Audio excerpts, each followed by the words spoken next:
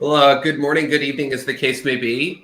Today we have Albert Chon from Injective Labs joining us today. Thanks for joining us, Albert. Thanks for having me. But before we get into that, I do want to say a quick thank you to our sponsors.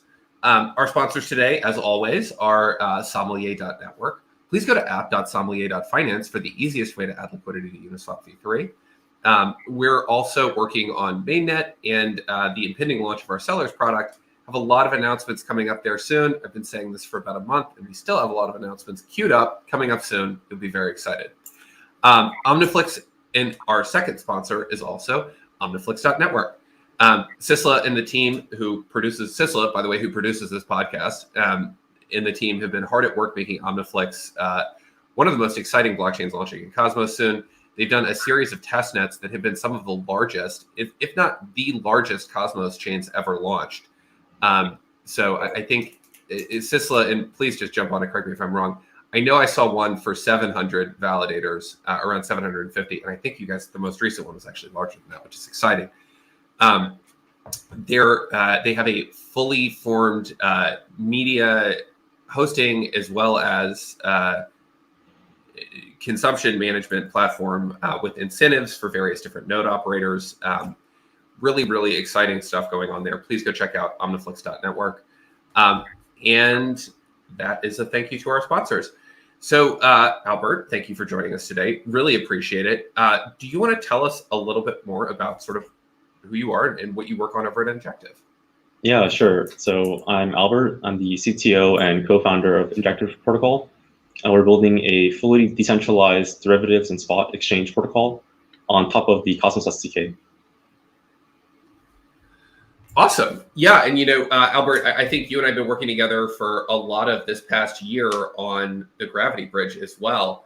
But so tell us a little bit about how you kind of got into crypto. Like, why do you work in this space? You're a smart guy. You could go work in all kinds of other tech spaces. I got into crypto back in 8th grade. I tried to mine Bitcoin on my laptop, and it crashed my laptop. And from there, I think Bitcoin was like $10 back then. And from there, I kind of went down the rabbit hole, both from the monetary perspective. So I would watch these like Peter Schiff videos on gold and fiat currency, how that sucked. And also just started to learn about things like the Silk Road, and that kind of captured my imagination and the ability to also just turn electricity into money. That was quite an interesting concept to me, like mining. So I just kind of got involved just conceptually there. I started reading a lot. And then in college, I started computer science, and I began to develop on top of Ethereum. That was my journey. Cool. So, a couple years ago, you're starting to develop on Ethereum. This was back in 2017, 2018 kind of time period? Yeah, exactly. And what were you initially working on top of Ethereum? Yeah, just a lot of random projects. So I was working on some NFT stuff back in 2018 before it was cool. And then, Eric and I, my co-founder, started to work on this fully decentralized derivatives or spot exchange first idea. And then we later realized that derivatives was much more interesting and a bigger pie. So we started working on that. Yeah, definitely. So and that kind of led you to your work on the Gravity Bridge, right? Yeah, so it was quite a big journey to get there, but I think once we realized that we would have to build our own proper blockchain to overcome the scalability limitations on Ethereum, then the question is, okay, well, how do we still use, let's say, ERC20 tokens that everyone knows and loves as collateral for trading? And the best way to do this without some centralized solution was Gravity Bridge. Or actually, back then it was called Peggy. So we still call ours Peggy Bridge right now. Oh, yes. Yeah, and I think that, there's a few areas I want to dive in there. First, how did you guys make the decision to go for your own blockchain? Because this is kind of heretical in ETH land. And especially at the time was very heretical. Polygon wasn't around. The roll-ups had not really gotten started. And there really wasn't kind of this layer 2 scene on top of Ethereum. So what drove you to that sort of technical conclusion, and how did you get there? Yeah, I think first we were looking, if you're familiar with 0x, there was this idea of like Yes. decentralized trade execution coordinators. So 0x has their model is orders are relayed off chain and then they're executed on chain. And we thought that we could create a trade execution coordinator that could also host an order book, but also then execute orders on behalf of traders. And our initial idea was that we can make this front running resistant, which we thought would deliver a lot of value. This is back in 2018, so we're kind of way ahead. Yeah. Oh yeah. But yeah, we realized that that wasn't as big of an issue as we thought it would be, and that the way we could deliver more value is like solving the critical scalability and high gas fees issues that you had like inherently to having Ethereum based settlement, right? And that specific use case for the 0x transaction relayer for Tendermint, there was another team that went after that too. They have since stopped working on it. I think back in 2019. But it's really interesting because you look at some of these off-chain processes, and then you're like, okay, well, cool, we could build this off-chain queue to do that. And then you're like, well, how do I make that fault tolerant and reliable? And then invariably you kind of come back to Tendermint and BFT, and you're like, well, I guess I need a BFT cluster of some sort, and like we might as well make it a proof of stake blockchain. Right. It's always funny to me how I think we're going to see this with the sequencers in Arbitrum and Optimism as well. Like they currently have the single node sequencers, and they're looking for a way to scale this out into multiple nodes and to do like a kind of truly decentralized sequencer network. And I see them redeveloping something that looks like Tendermint. Right. I mean, you have all these trust assumptions with the sequencers right now, right? And yeah. You have to resolve them somehow. Yeah.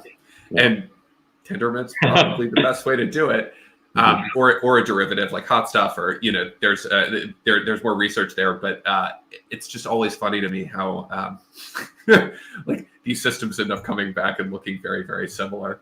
Right. Yeah. So anyway, you started working on that the trade execution stuff, and that led you to sort of building your own blockchain. How did you guys move out of kind of DEX land into derivatives? What was that process like? Yeah, well, a big part of our ethos was always doing everything in a fully decentralized manner. And we realized that more than just doing this for spot trading, derivatives was a much bigger pie to tackle. And also much more interesting because there weren't many teams back then, at least trying to like offer a DeFi like derivatives exchange. Mm-hmm. And that's I think also where a lot of the benefits of being fully decentralized come into play, because for us, like because of our architecture being fully decentralized from the front end to obviously the settlement and the execution on chain, and matching engine on chain, as well as the backend APIs that can be run by anyone.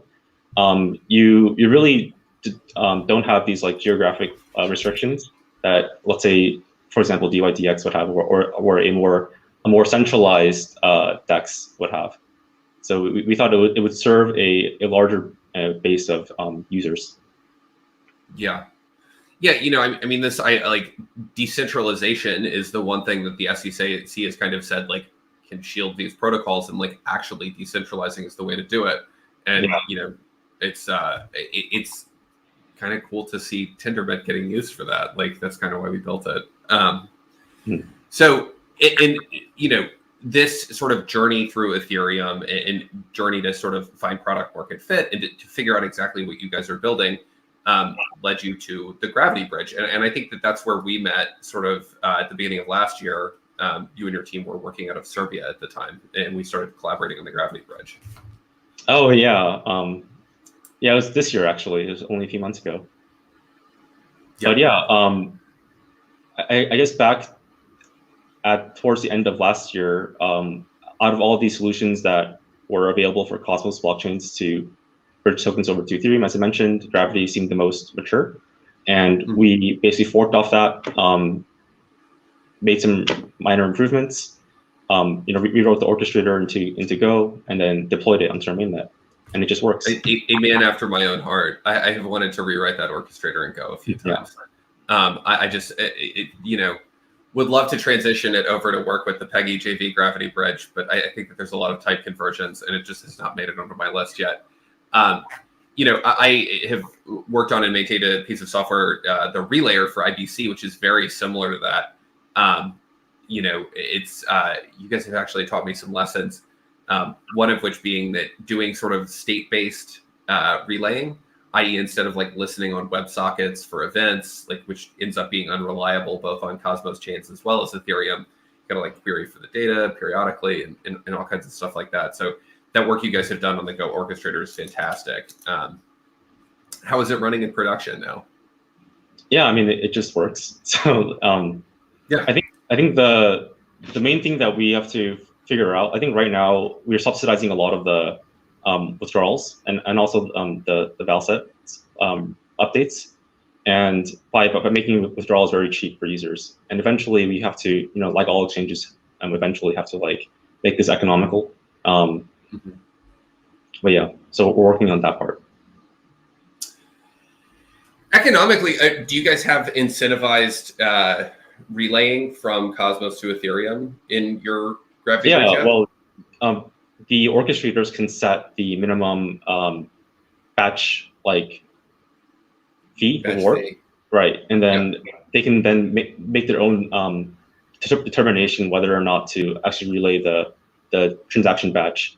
And if enough users, let's say, don't have have high enough fees, then they'll see that their transactions aren't relayed, and then they can then cancel their outgoing transaction and then resubmit it with a higher fee. So that's kind of the flow that would have to happen. But right now we're being nice and just, even if they have low fees, relaying them. Yeah. Yeah, I don't really see a way around that at the bootstrapping phase of the bridge. Someone's going to have to pay those like super expensive sort of Ethereum transaction fees, which have gotten even crazier since EIP 1559, by the way. Something that I don't think folks were anticipating. But sort of moving towards a model where there is this sort of more incentivization in the future is definitely going to be critical. So are you guys just using the Gravity Bridge for moving tokens back and forth and not necessarily for cross-chain smart contract calls or sort of some of the other features? Yeah, we removed all the logic call stuff. So it's just token transfer right now. Cool. Nice. So one of these other sort of cross-chain things you guys are working on is pioneering oracles over IBC with Band Protocol. Do you want to talk to me about that work a little bit? Yeah, sure. So Band is in the process of upgrading their mainnet, which will then support the ability for all chains that are enabled to IBC, for ours included, to fetch price data for different markets over IBC. So we've built this, support out, where in the end blocker of our Oracle module, we'll send, I think it's every 10 blocks currently, we'll send an IBC request to the Band chain, and then the Band chain will process it, their validators will submit prices, and then another IBC transaction will send the data back to our chain. So we'll have also fully decentralized oracles. And this is a custom IBC application protocol, is it not? Yeah, it is. Yeah. So would you like to describe, so that's kind of how it works. But, what goes into this is fascinating to me. This Band Oracle I saw for the first time at a hackathon back in, God, it would have been spring of 2020, probably, before we launched IBC on mainnet, about a year before that. Band built this out at a hackathon. And that was kind of a huge aha moment for me for IBC protocols, because pretty much the only one that anyone had thought about before that was token transfers. Like, how do you send tokens from one chain to another? And this is the application protocol that we're going to use. But with the Band one, what you're sending is data. And it's not actually any value necessarily. The data is valuable. And having that data in state is very, very valuable, and it avoids a lot of pain. because otherwise each of the validators would need to run some process. They would have some complex voting scheme in order to bring that data into state. But instead, you can rely on the band chain validators to do that hard work for you and then just pay them. So is the Injective chain actually paying the band chain for this data? Yes. So there's, as part of the request, you send the accounts that will pay for the funds. And this should be, coordinated on the band chain side beforehand. And then, the request is made, the validators get paid, and then the data is then transferred over. I think one thing I don't like about this model is that it requires 2 IBC transactions to get data. One is the request, and then the other is the response. When it would be better if, and I was talking to the band team about this, to have some sort of like cross-chain governance as well, where if, for example, since we're requesting this data like programmatically in the end blocker on like every, let's say, 10 blocks, it would be better if the band chain could know this information and then just send the Injective chain this price data every 10 blocks, right? So we wouldn't have to subscription model. Yeah, exactly. And then but that would also require, I guess, like an interchain account to then fund this that's controlled by governance on Injective, which then can fund these like future requests. And for it would be an interchain account on band that's controlled by the Injective like governance. Governance. And then band in their own, let's say, begin or end blocker can then create these IBC transactions, right? Packets to then be sent. Yeah, exactly. This is, I think the thing that I've been most excited about for IBC is these kind of cross-chain economic relationships. Because really what's going on here is the validators of Injective are making a contract with the validators of Band, and there's value being transferred. Yeah. That is really kind of something new in the world. And, the proposal that I put up on the Cosmos Hub recently for the hub router is one of the things that would, that's sort of like this in a bit more passive way. Cross-chain security is going to be another one of these things, that is sort of economic relationships between chains.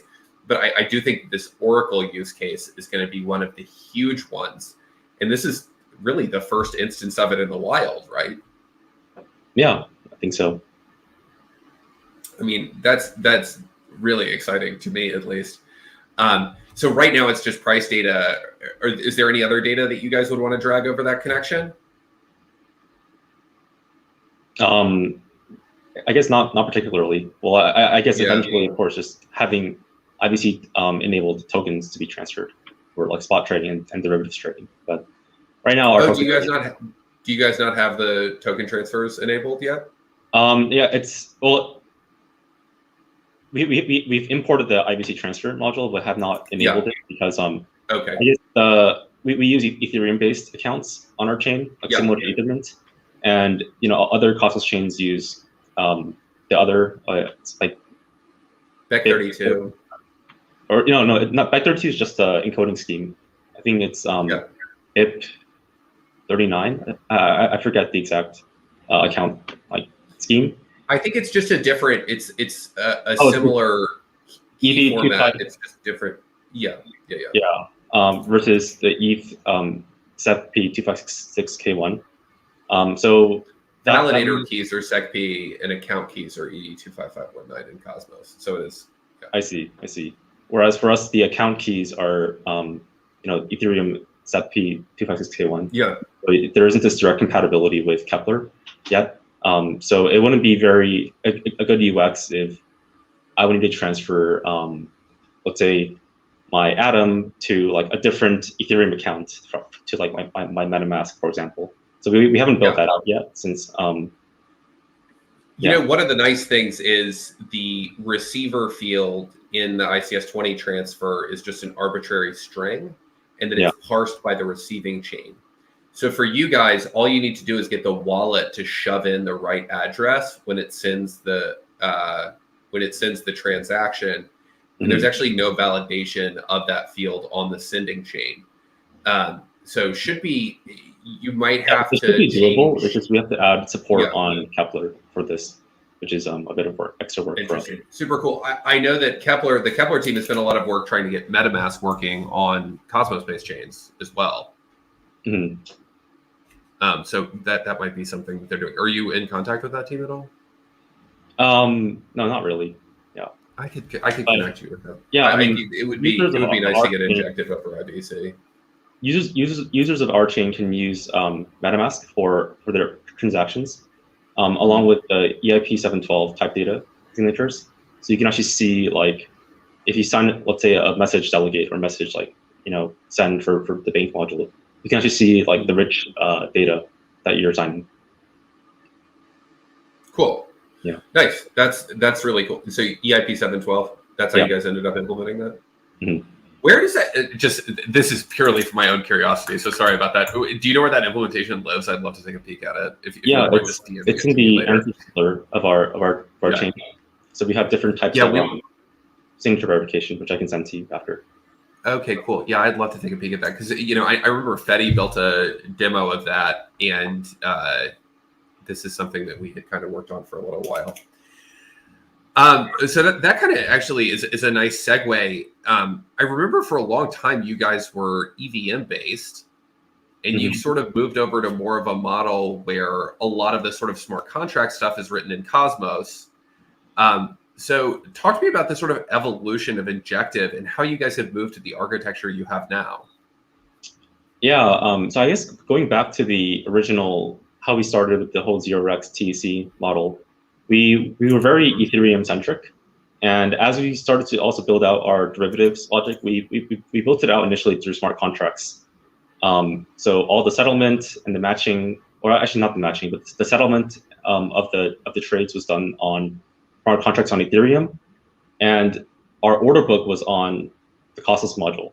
So we had this trade execution coordinator, which would execute like Ethereum transactions from the Injective chain.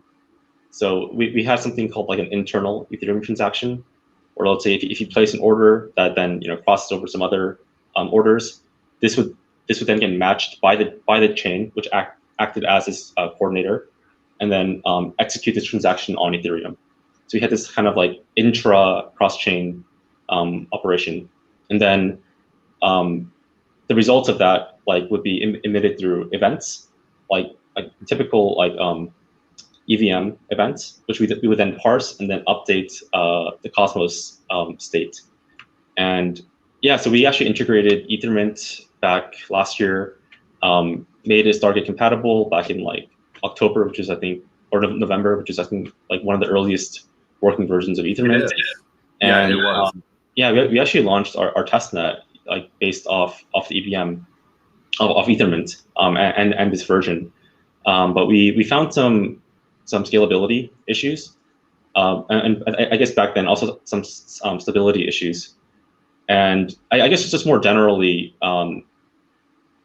developing a derivatives exchange protocol in Solidity is much more constraining than doing it in Cosmos SDK module, because it's just, Go is a much more, I guess, expressive language than your Solidity limitations, right? I think it's a lot safer too. There's a lot of foot guns in Solidity that are just not there in Go as well.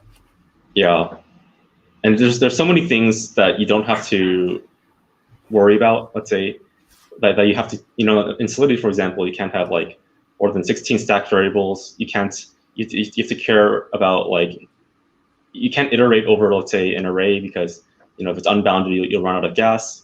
Whereas in Cosmos, you have a lot of these nice features out of the box, like prefix iteration, or the native integration with governance, and a lot of these things. It makes it much easier to develop a proper protocol. Cool. Awesome. Well, I think that's a great overview, and we do have a few questions here today. If you don't mind knocking a couple of those out. And if there's anything else you'd like to cover before we go as well, please just mention that. So let's see here. I see one question right now. And folks, if you're watching, please feel free to ask. We will get to those online. Pramid Rohit, also welcome back, Pramid. Very good to see you again this week. Jack and Albert, can you let us know more about how Injective is moving from being just a protocol to an ecosystem? Certainly. So I think the way that we have so far positioned ourselves is mainly as a spot and derivatives exchange protocol. Yeah. But that's really just the foundation. So far because everything is fully decentralized, a lot of components that necessarily wouldn't be exposed to users, let's say like insurance fund staking, are exposed to our users, right? And as we build out this foundation, there's a lot of interesting things you can do with composability. Like, and a very basic example is that let's say I have a derivative position. Let's say I'm short. I have 1x short position of Bitcoin, and then I also have an actual Bitcoin itself, right? Now you've essentially established like a delta neutral position, because now if you combine these together, you've created kind of like a crypto dollar, right? And then this can then be used for a variety of purposes, because this itself will also generate yield because of the funding rates for a perp, and this can then be used for some other higher level protocol, right? It can be in like a savings protocol, for example, or you can borrow against this. So we plan to build out a lot of interesting components on top of our exchange protocol. And here for this, I think the Ethermint or a smart contract platform is very important, because it allows you to have this very permissionless like innovation, right? Instead of having to constantly do chain upgrades to new features. I very much agree with that, which is, so that delta neutral position, let's say Bitcoin's worth 50,000 or whatever it's worth these days. So if you've got one short Bitcoin in actual Bitcoin, is the value of that delta neutral position 50,000 or 100,000?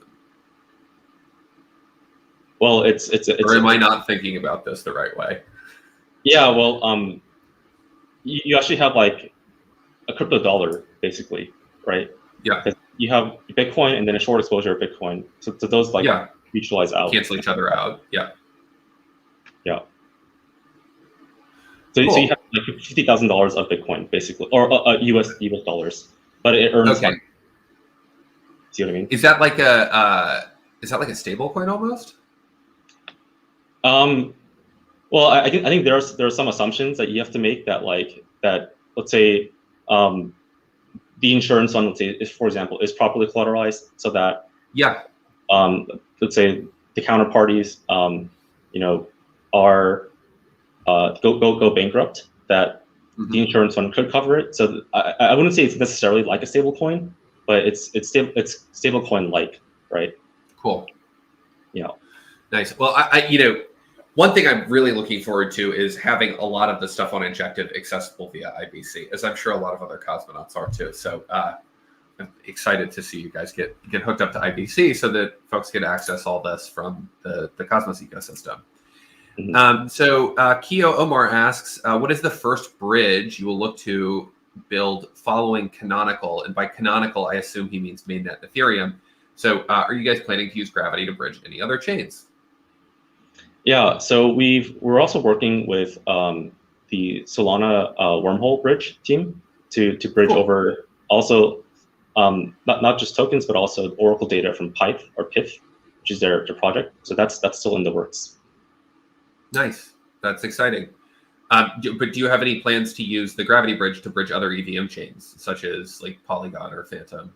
Yeah, that's always been a consideration. I'm a bit hesitant to introduce this extra burden on validators, because it's just infrastructure complexity, right? And a lot of these other let's say L2s, their infrastructure I think is not as robust as Ethereum, and to fully like have a trustless deployment, you have to run these nodes yourselves, right?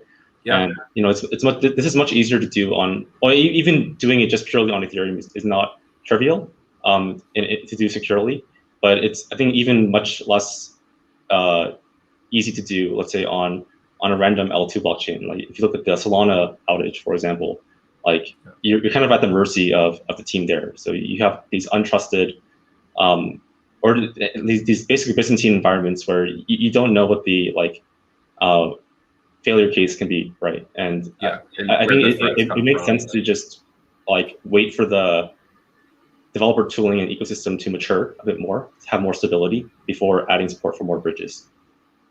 Awesome. Great. That's an excellent question. Excellent answer. And one last question from KO Omar. When do you think market makers will be onboarded? Oh, that's already ongoing right now. So one thing that I found about market makers is that if you say there's arbs over here, market makers will find their way. And can you please ask him if they're planning to release the canonical in Q4? What is the canonical? This is now interesting. So we've launched our Canary chain, which was our Canary chain mainnet.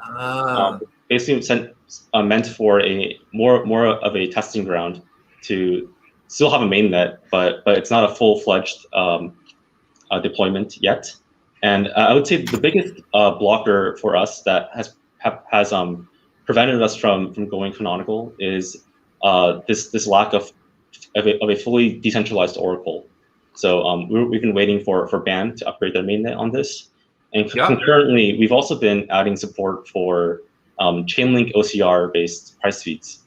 So that work is also ongoing. And once we have a decentralized Oracle provider that's live and working, then we'll launch canonical. Awesome. Very cool. Well, that's excellent news. Oh, Daniela, howdy. What up? So that's excellent news. And I think that's the end of our questions and the end of our show as well. Albert, thank you very much for joining us today. I think folks have learned quite a bit more about Injective. Where should people go if they want to learn more? Yeah, you can go to our website and our blog, injectiveprotocol.com, and also follow our Twitter at Injective Labs. Injective Labs. Let's go. Give these folks a follow. They're awesome. Albert, thanks again. And I do want to say thank you to our sponsors, Sommelier.network. Som, always coming soon. We have fine wine. It's the best. Only the best DeFi protocols. And then also OmniFlix.network. Thank you again to Sisla. And thank you for joining us. And we will see you guys. Actually, probably won't see you for 3 weeks. I think Conversations with Jack has taken a little bit of a break. I have quite a bit going on, both professionally and personally, over the next couple of weeks that I will need to take care of. So I think we're going to take a little bit of a break. But we'll see you guys again soon, and we will continue to do these episodes. Absolutely. And thank you to everyone for joining. Have a great